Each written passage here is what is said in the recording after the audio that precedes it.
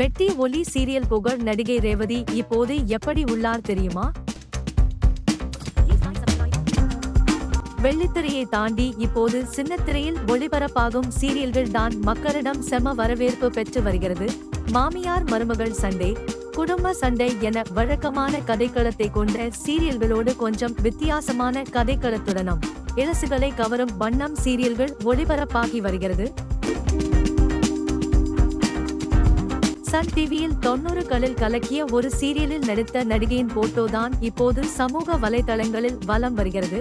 ஒரு காலத்தில் சன் டிவியில் அம்மி அம்மி அம்மி மிதித்து என்ற மெட்டி ஒலி பாடலை கேட்டால் போதும் உடனே தாய்மார்கள் தொலைக்காட்சி பக்கம் ஆஜர் ஆகிவிடுவார்கள். இந்த கதையில் வந்த 5 அக்கா தங்கைகளில் ஒருவராக நடித்தவர்தான் ரேவதி.